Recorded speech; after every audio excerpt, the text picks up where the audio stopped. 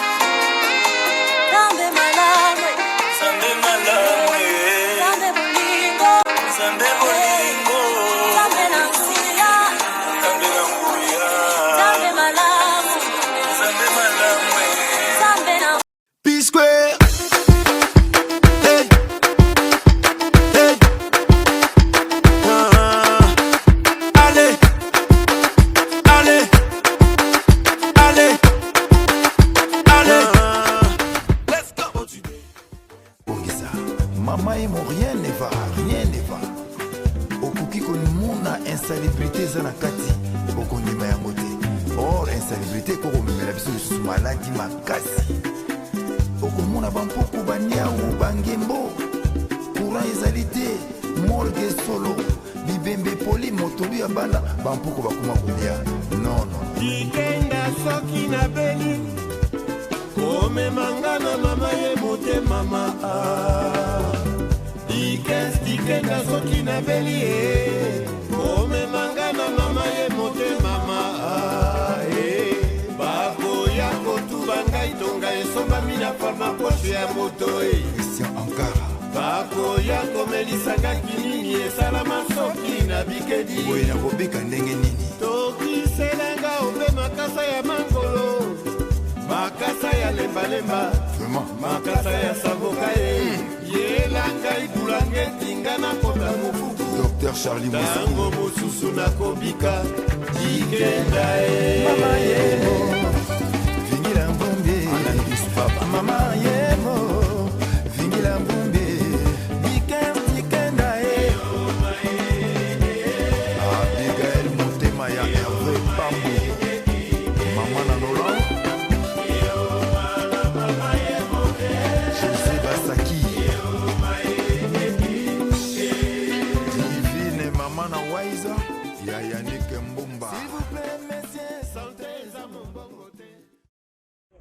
Oui, nous sommes ici à Cinquantenaire. Ça, c'est madame, c'est la conseillère des ministres. Nous avons le DIRCAB. Nous avons les gens. Le DIRCABA, voilà. Nous avons aussi les gens de Cinquantenaire. Ils sont ici. Nous sommes tous les gens qu'on nous a pris comme les gens de coronavirus. Mais moi, personnellement, je n'en ai pas. Je n'en ai pas, je le dis. Je le dis, je me porte bien. Là, je suis en train de m'exprimer.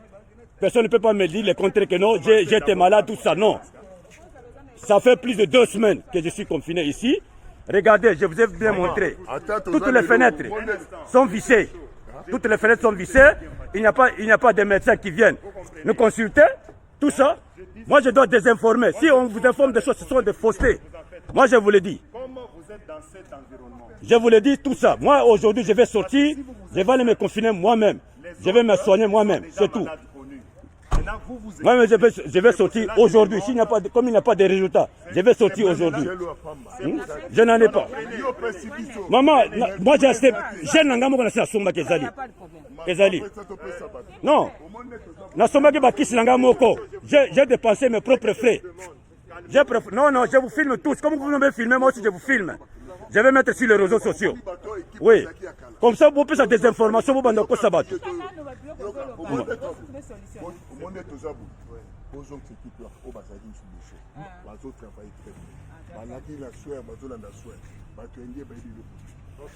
d'abord le masque.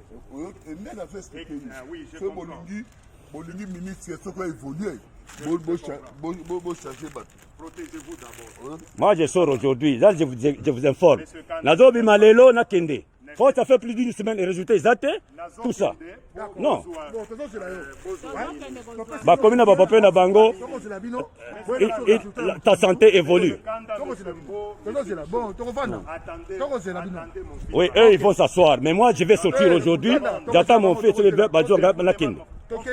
Non, bino mokende bozela bango menga na kozela te. Papa, colonel, je veux ça soutenir papa. Oh. Merci. Non, non, non, non. Comment vous avez médiatisé bilo quand on a battu non. Monsieur Kanda, tranquillisez-vous. Non, non, non. Okotuna bozo sala nini kuna? Tovani bo sala le côté. Est-ce que ba ko zana attention? Rien. Ba ko zana rien. Ba ko ka monsieur, il est déjà pris aussi comprimé. On a noté. Hein, tu vas prendre quoi? Bango ko ba yebité. Ba kisi ni ba lobi ndena ela menacé bino. Ba comme ça plaquette boko ya le colonel. Beaucoup de ministère de santé, ceux qui travaillent bien. On se calme, hein. S'il y a des... Mais moi, je ne fais pas, ce n'est pas que nous avons la violence, non. Nous avons la violence, c'est nous avons revendiqué, mais façon, nous avons la façon de revendiquer. Nous avons menacé Moutouté, nous avons expliqué bien. Mais moi, je parle ce qui est vrai. Non, nous avons maman. Oui, nous avons. Mais moi, je dis ce qui est vrai. Et ça, je ne suis pas un voyou. Non, non.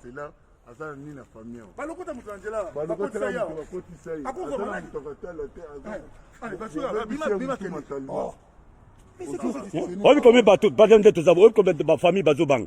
Combien de fois on m'appelle? Bino bozo la situation là bozo que c'est normal. Batu bozo ah, vous maladie on ndeli. On kufa, vous na boy. Et le comment vous êtes? Est-ce que bien vous avez courage? Vous avez courage pour beaucoup de la carte. Vous avez la sanitaire. Vous avez courage pourquoi? Parce que vous avez banque.